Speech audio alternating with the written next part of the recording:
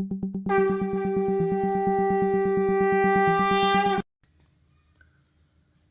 पुरुषोत्तमम। श्री ठाकुर जी के एक मुसलमान भक्त हुए मोहम्मद नूरुल इस्लाम, वो लिखते हैं धर्मांतर के विषय में।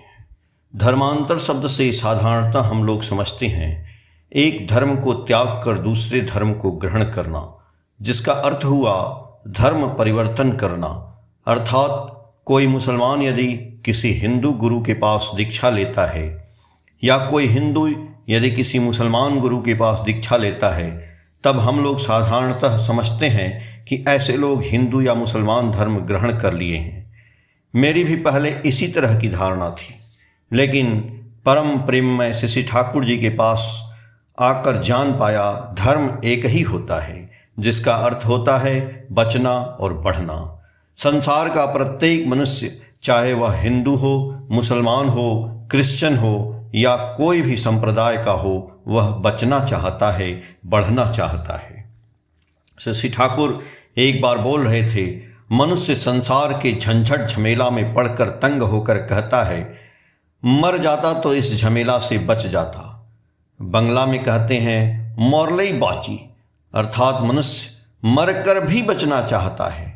क्या अद्भुत बातें हैं। हम लोग हमेशा ऐसी बातें बोलते हैं, सुनते रहते हैं, लेकिन इस बात को इतना महत्व नहीं देते हैं। ठाकुर इस तरफ ध्यान आकर्षित करते हुए कहते हैं मनुष्य मर कर भी बचना चाहता है, कोई मरना नहीं चाहता है। इसी संबंध में श्री ठाकुर की एक वाणी है, धर्म में सभी बचते बढ़ते, संप्रदाय को धर्म नहीं कहते। धर्म में जीवन दीप्त रहता, धर्म जानो एक ही होता। इससे पता चलता है कि धर्म एक ही होता है। धर्म यदि एक ही है तब धर्मांतर कहकर कोई शब्द नहीं हो सकता है। ठाकुर के नज़दीक आकर जाना सच्चा हिंदू, खाँटी मुसलमान, सच्चा ईसाई, सच्चा जैन, सच्चा बौद्ध के भीतर अगर कोई अंतर नहीं है तो फिर धर्मांतर होगा ही कैसे। धर्मांतर शब्द उन लोगों के लिए प्रयोज्य है जो किसी महापुरुष को नहीं मानते हैं। वैसे लोगों में कोई नीति विधि मानने का अभ्यास ही नहीं है, सिर्फ अपनी वृत्ति प्रवृत्ति के भूख को पूरा करते हैं, अपने ख्याल खुशी से चलना चाहते हैं। लेकिन किसी सतगुरु के पास दीक्षा लेने से पूर्वतन समस्त महापुरुषों जैसे राम, कृष्ण, बुद्ध, यीशु, मोहम्मद, श्री चैतन्य, राम, कृष्ण, इन सभी के प्रति श्रद्धा एवं भक्ति दुगुना बढ़ जाती है। वैसे गुरु की दीक्षा लेने से धर्मांतरित होने की जरूरत नहीं पड़ती, बल्कि जो महापुरुष को मानकर चलता है उनके प्रति पूर्वतन महापुरुषों में श्रद्धा, भक्ति एवं विश्वास और बढ़ जाता है। दीक्षा का अर्थ ही होता है हर एक विषय में दक्षता अर्जन करना, सभी शास्त्र को जानना। वैसी दीक्षा लेने से धर्मांतर की जरूरत ही नहीं पड़ती, बल्कि जिस भी धर्म मत का ही न क्यों हो, वह उसमें और अच्छी तरह से युक्त हो जाता है। पहले ही कहा हूँ, धर्म एक ही है। हर युग में सतगुरु या प्रेरित पुरुष पुरुषोत्तम के रूप में आते हैं। ऐसे पूर्वतन प्रेरित पुरुष हैं श्री राम, श्री कृष्ण, बुद्ध, यीशु, मोहम्मद प्रमुख, और वर्तमान में हैं श्री ठाकुर अनुकूल चंद्र।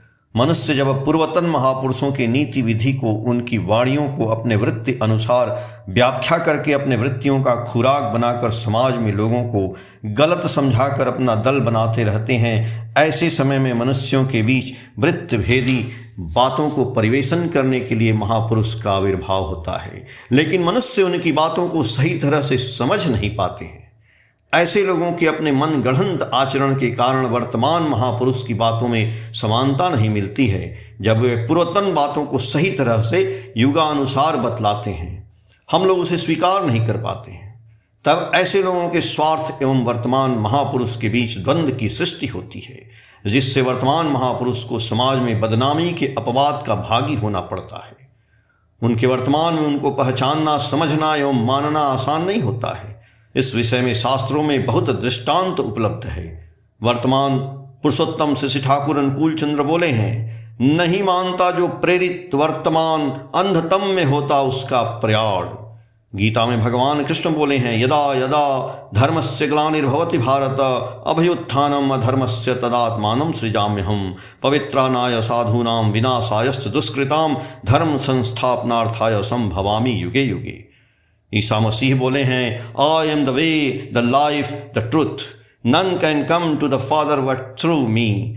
ये और भी बोले हैं, I shall come again, I was Ibrahim before. Hazrat Rasool बोले हैं, सामयिक प्रेरित पुरुष को नहीं मानकर जो लोग खुदा तल्लाह को मानता है वह गलत है, ऐसा इस्लाम के शास्त्र का निर्देश है। प्रेरित गणों का विरोधी होकर सिर्फ खुदा के प्रति विश्वास रहने से विश्वास पूर्णतः नहीं होता है। तपसी होसेनी। हजरत रसूल अपनी अंतिम उपदेश में बोले हैं, मैं तुम लोगों को अल्लाह से डरने के लिए एवं मेरे परिवर्ती को जानने एवं मानने के लिए उपदेश प्रदान दिया हूँ, यदि वे कृतदास भी हो। हजरत रसूल एक दिन ईसाई महल में जाकर बोले थे, are you follower of Christ, then follow me, because I am him better than all of you. Thakur Ramakrishna Dev बोले हैं, तुम लोगों को अभी सब ज्ञान नहीं दे रहे हैं, फिर मुझे आना पड़ेगा।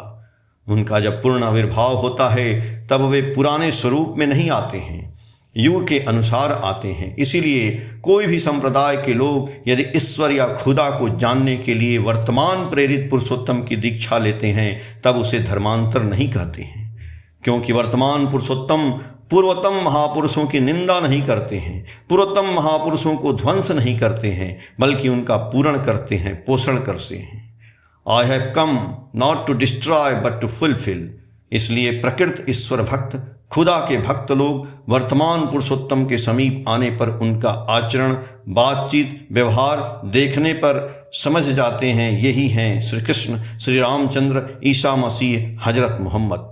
महापुरुष जब आते हैं उनके प्यार से कितने नगण्य मनुष्य गण्य हो जाते हैं, उसका कोई हिसाब नहीं है। श्री ठाकुर द्वारा प्रतिष्ठित सत्संग का मुख्य उद्देश्य ही है लोगों में प्यार का संदेश फैलाना। सत्संग प्रतिष्ठान सच्चा मनुष्य बनाने का कारखाना है। इसलिए मैं दूसरे संप्रदाय का होते हुए भी श्री ठाकुर की दीक्षा लेकर अनुभव किया, मैं खुदा को, रसूल को ही पकड़ा हूँ। इसलिए मैं सभी का आवाहन करता हूँ, आए हम लोग सभी मिलकर पूरे संसार को सुंदर विश्व में परिणत कर दें, सभी के हृदय में ठाकुर की प्रतिष्ठा कर दें। जीवंत ईश्वर या खुदा को नहीं पकड़ने पर निराकार ईश्वर या खुदा की प्रतिष्ठा नहीं हो सकती है। इसलिए जो सत्य का पुजारी है वे लोग ही सत्संगी। वह हिंदू भी हो सकता है, मुसलमान भी हो सकता है, क्रिश्चियन भी हो सकता है, और ऐसे सत्य के प्रतीक हैं श्री ठाकुर अनुकूल चंद्र। इसलिए जो सच्चा मुसलमान है वही सच्चा सत्संगी है।